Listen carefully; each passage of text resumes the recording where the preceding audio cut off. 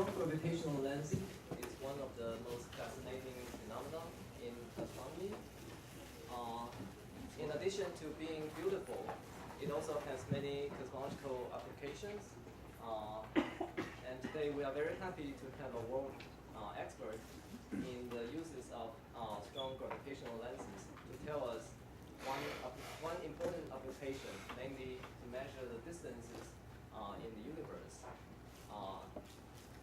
So Dr. Phil Marshall got his PhD from Cavendish Laboratory in Cambridge in 2003. This is my work.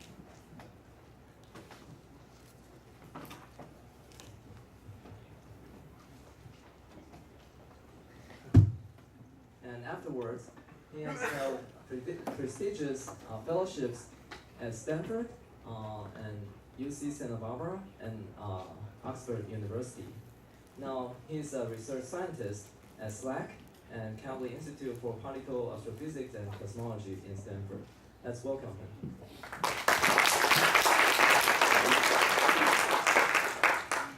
All right, thank you very much. It's very nice to be here. Good to see you all. Okay, so I'm a cosmologist. That means I'm interested in understanding the universe as a whole, how it started, how it's evolving with time. And I'd like to show you a little bit about how we try and do that, and in particular how we try and do it with these fascinating objects, strong gravitational lenses. Okay, so to start with though, I thought we'd just recap what we know about the universe and its history. You might have seen a picture like this before. We have time going from left to right, and the idea is that at the beginning of time, by definition, there was a big bang, and the universe began. Here we have some rapid inflation of the universe. Here we see the light left over from the Big Bang, the cosmic microwave background. And then as time goes on, we see structure forming, first stars and then galaxies, until we end up over here with a mostly empty universe of the kind we see around us. So in order to understand how the universe evolves, one of the things we can do is try and measure how fast it's expanding. And I'll come to that in a minute. But before we get there, I'd like to just go back a little bit to this period around here, because it's kind of interesting what happened right after the Big Bang. And so one thing we now know is that the initial expansion of the universe was fast. There was this period of inflation. And if you were watching the news, you might have seen yesterday some new results from a collaboration called Bicep 2. So if you haven't heard about this, one thing you can do this evening is go and read about Bicep 2. It's very interesting, very exciting times in cosmology. Here's the telescope, Bicep 2, and here is the result. And you'll need to read more to understand the significance of this. But let me tell you, it's very exciting. The other thing you can do tonight when you're reading about Bicep 2 is you can watch this little video. Here is Stanford Professor Xiaolin Kuo, who's from Taiwan, who's explaining these new observational results about the very first epoch in the universe history to Andre Linde, another Stanford professor who was one of the people that came up with the idea of inflation in the first place. So this is a charming video. I encourage you to go and watch it. Who's in the middle? This is Renata Kalosh. His wife. That's right. She also works on inflation theory. She was also very pleased to see Xiaolin when he went round to their house early in the morning last weekend. So Xiaolin, I think, will be visiting you very soon. So hopefully he'll stand here and tell you much more about Bicep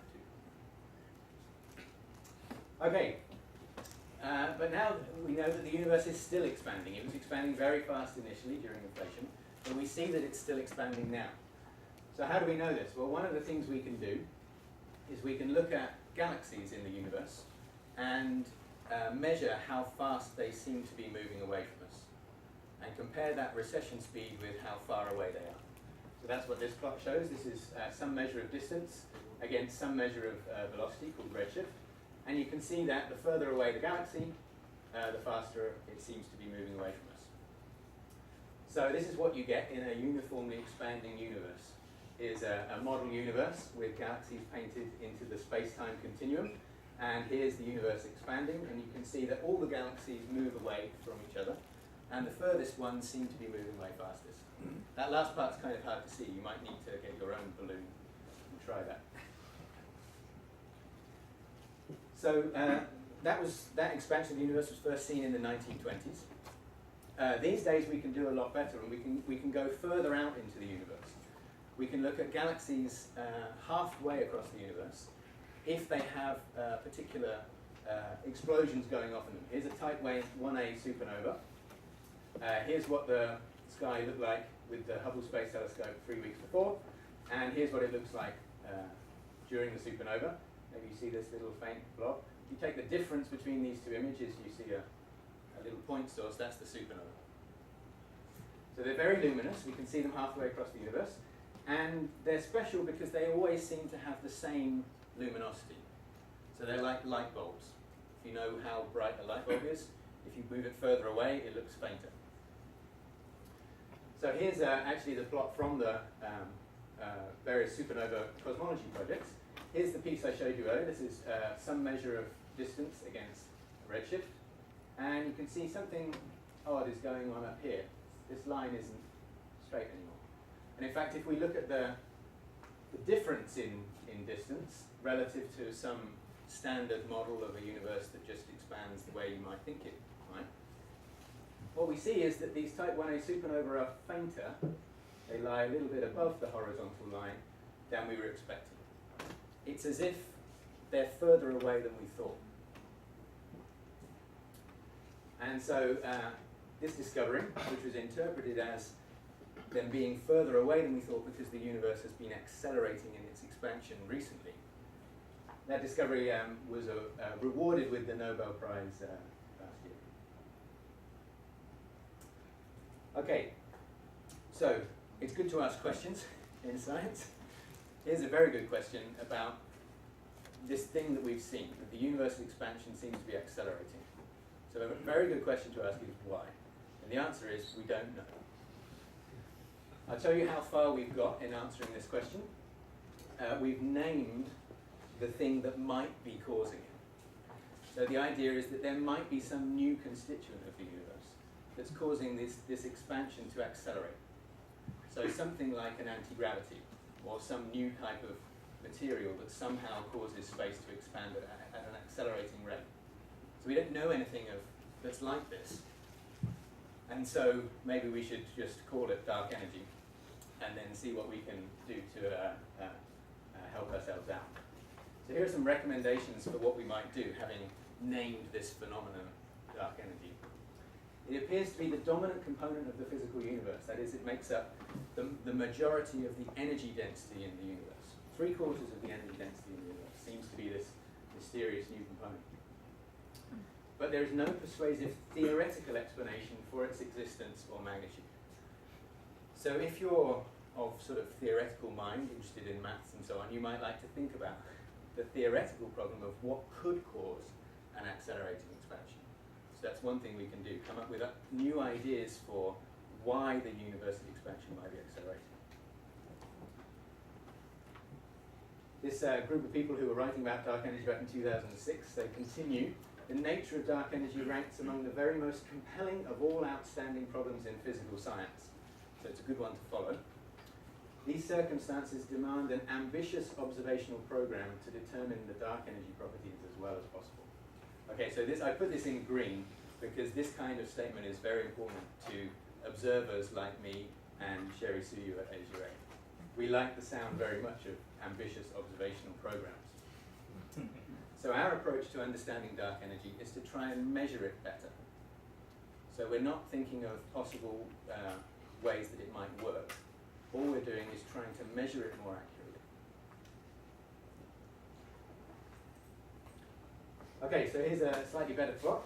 Here's something like the scale of the universe, or the typical separation between two galaxies. Here is what we think, based on the observations of supernovae, has happened to that expansion scale over time. So again, time from the Big Bang, from the past to the future. And we think there was this initial period of expansion, some deceleration in the expansion, and then more recently there's been this upturn in the accelerating expansion. So what we'd like to do is try and make better measurements of this in order to understand what might be causing it. Okay, so here's what we do. Here is Hubbles Law. I remember I said distance was proportional to recession speed, they're related. Well, we now think Hubble's law looks like this. This is the distance to a distant galaxy, and we think it's the integral with velocity of some complicated function, which we call the Hubble function. And this Hubble function describes the shape of this expansion history of the universe. And so our program is to try and measure the Hubble function, and it's useful to parameterize this function in simple model parameters that we can understand. So let me show you. Here's the Hubble function, and we can maybe put in the energy density that's in ordinary matter and also dark matter here. Here's a term for the amount of energy density in this new component that we've hypothesized. This is interesting. This W is the equation of state of dark energy. Suppose that it has some pressure and some density. Suppose it's a fluid. Well, the ratio of those two things we can call the equation of state, and we can try and fit that from the data given this little model here. And then this parameter here describes how flat the space-time is, which is a curious general relativistic concept, but there's an additional energy density here from the curvature of space-time. So this is our program. We want to measure distances and redshifts and try and fit for these parameters that describe the expansion history of the universe. Okay, so things we might do to try and measure distance better. Well, I told you about standard candles, type 1a supernovae. That's one thing we can do. But it's a good idea when you're trying to measure something difficult like the expansion history of the universe to have more than one way of measuring it. So let's look at some other ways we might try and measure distance in the universe. You can do it by looking at this cosmic microwave background, the light left over from the Big Bang. We could look at its power spectrum of fluctuations on different angular scales, and that contains information about the curvature of space-time and how fast the universe was expanding. We can look at the same sorts of fluctuations in the sky, not way back 300,000 years after the Big Bang, but much closer to us. We can look at the fluctuations in the density of galaxies. And it turns out that there's a signal to be found there that tells us about distance in the universe. It's called the Baryon Acoustic Oscillation Scale. We can also look at local galaxies, at particular stars that are pulsing, and it turns out that how fast they pulse, these Cepheid variables, depends on their luminosity. And so we can use them as standard candles and try and measure the distances to nearby galaxies very accurately. That will help us with the Hubble constant. And then there are other things we can do. We can look at clusters of galaxies that should contain the universal gas fraction no matter where they are. And that's been done as well. And all of these give us information about distance versus redshift in the universe. Okay, so here's the problem. This is a representation of sort of how much we know about dark energy, so that you go away from this talk with being absolutely clear about how much we know about dark energy. Any ideas what this is, the picture of? Any guesses? Hard, right? No idea. Here's what it looks like if we suppose that we can measure 4% of it extremely well, which is a bit like how we measure the universe. 4% of the universe is in stars, galaxies, gas, things that we can measure well with telescopes. And here it is if we can measure it slightly better. So what we're doing is trying to make slightly better measurements of distance in the universe, or better measurements of distance in the universe, in order to get a slightly better handle on parameters like the equation of state of dark energy. And if we can push that forward, make better and better measurements, then we hope to gradually get a better picture of what dark energy might be. So now maybe you have a better idea of what this is. Okay, so something else. Maybe there is another way to measure distance in the universe, and the more we have, the better. So we'll investigate other ways of measuring distance. Okay, so here is my preferred way for measuring distance in the universe, with my preferred type of galaxy. So on the right-hand side here, you see some diagrams showing a particular phenomenon that occurs in the universe called gravitational lenses. So imagine a massive object here, like a galaxy or a cluster of galaxies, maybe a third of the way across the universe. And then imagine a more distant galaxy perhaps halfway across the universe. What can happen is the light from this distant galaxy, even though it sets off in this direction, as it passes the massive object, it falls towards it. And you get a little deflection of the light path here. And so we see it on Earth, appearing in this direction. And light can also start off in this direction and appear to us to have come from over here. And so what we see with telescopes that can make very sharp images, high resolution images, like the Hubble Space Telescope, we see images like this. So here's a massive galaxy, and it's got this strange pattern of images around it. This thing is actually a distant galaxy in the background, being lensed into a ring. So this is strong gravitational lensing, multiple imaging of background objects. So in the last, let's see, 10 years or so, the number of gravitational lenses that we know about has expanded dramatically. So here's a little sample of lenses from the SLAC survey.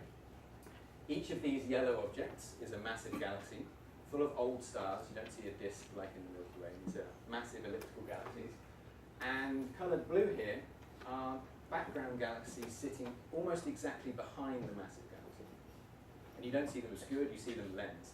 And so each of these patterns, this is a lens image configuration. So I think these are remarkable things. Like, you shouldn't be able to see a galaxy behind another galaxy, but you can. You see them as arcs, doubles, quads, rings. So these things turn out to be very useful as well as very beautiful. Here are some more. These are strongly lensed AGN, that's active galactic nuclei. So supermassive black holes that are feeding gases falling into them by gravity. And as the gas falls in, it heats up, it glows, and we see them very brightly in the optical images. And so here you see a massive galaxy in the middle, and then 4 images of the same background AGN. Multiply image quasars. Here's one of our favorite lenses. This is a system called B1608. Here's one galaxy. Here's another lens galaxy. And then all of this light around here is from a background galaxy that's being lensed, imaged 4 times. So this galaxy here has an AGN in its center. And it turns out those AGN not only look point-like, they look like stars, but they're not. They're point-like, but they're also variable in time. And that turns out to be particularly useful. So here's a picture on the right of how the brightness of B1608 changes with time in the radio. So not in the optical, in the radio. And so each of these curves is for a different image. You see A, B, C, D, A, B, C, D. And as time goes on, the brightness changes. You can see it flickering. And then if you look carefully and follow the arrows, something happens here, and then the same thing happens here, and then here, and then here. So these images are flickering, and because the light is taking different paths to us, the flickerings arrive at different times. There's a time delay between these images. So we can use that by relating the time delay with the speed that we know that light travels at. Using speed as distance over time, we can work out a distance in the universe. So here's that equation. I've coloured it in to make it easy for you. So here's distance, here's over speed, and here's time. And this part you can think of as like the refractive index of the lens, because these lenses really do behave like lenses. And so the challenge is, if we can understand the refractive index of the lens galaxy, and we know how fast light travels, we can measure a time delay, and we can learn this thing, which is a combination of distances in the universe that we call the time delay distance. And we can compare that with the redshift, the apparent speed with which the lens is moving away from us, and we can do the distance redshift test and learn about the expansion of the universe. Okay, so this is a bit like this toy situation that I cooked up for you. Imagine here at some famous university, 4 astronomers leave at the same time in their cars. Everyone drives in the Bay Area. And they take 4 different routes to this famous observatory over here. Now, for fun, you could look up on Google Maps how long it would take, and also what the average speed is. And then maybe you can convince yourselves later that even though you don't know when the astronomers set off, all you have to do is sit at the observatory and time them in and measure the relative arrival times. And that's enough for you to solve for the scale on the map, which you don't know. And that's what we're doing in time delay cosmography. We need to know the average speed of each of these paths that the cars can take. And then we time them in, measure the time delays between their arrivals, and then we can work out the scale on the map. And the scale on the map is like the Hubble constant. It's how fast the universe is expanding. Okay, so that was all introduction. In the rest of this talk, I'm going to show you a bit more about a measurement that we've made, in fact 2 measurements with 2 particular strong lenses. And then once I've shown you how well that works, I want to show you an experiment that we're planning called LSST, a telescope called LSST. And one of the things that that telescope will be able to do is measure lots of these time delays to enable many distance measurements. It's very exciting. Okay, so Sherry Suyu and I and many others have written some papers on this. If you'd like to look them up, you just have to remember Sherry Suyu's name, and you can find her papers on the internet.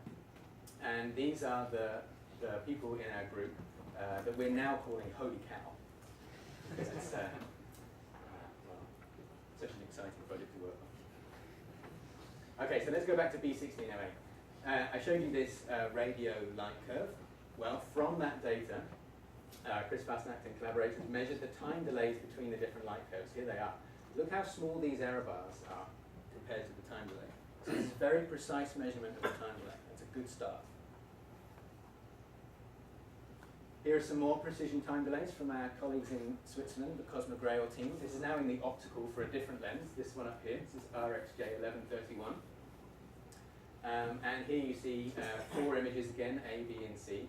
And maybe you can just about make out there's some, well, it's hard to see the time delay in this plot. But we can measure the time delay from these excellent light curves. Okay, now let's go to the HST image. Remember, what we have to do is measure the time delay, and we have to understand the refractive index, which is to say we have to model the mass distribution in the lens, how much bending it causes of the light path.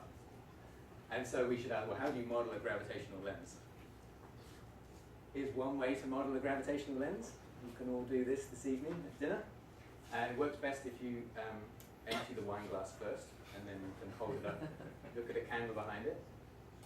So remember I said these things really do behave like lenses. It's true.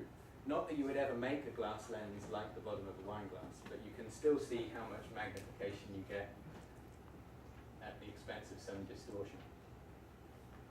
Okay, that's not what we do in practice to model gravitational lenses. This is what we actually do. We suppose, or we make a little model source in the background, and then we make a little model lens, which has some gravitational field strength or potential. And then we know from general relativity how much the light is predicted to be deflected. And so we can work out the deflection angles, and we can predict what the image would look like given that model source. And then once we've got this predicted image, we can compare it with the observed image. And if it doesn't fit, then we go back and we change the surface brightness in the source plane a little bit. Maybe we change the lens a little bit as well. And in fact, we have to do them at the same time. And eventually we'll find a predicted image that matches the observed image. Okay, so here's a little cartoon of our model. We have simple mass distributions for G1 and G2, and here is the image. And once we've subtracted away the light coming from the lens galaxy to leave a clean image of the ring, that's what this looks like. And then using Sherry's excellent software that she wrote, she can predict this system of images here. And if we subtract one from the other to look at the residual, to measure how good the fit is, we find it's extremely good. There's some small problem here, but mostly the fit is very good.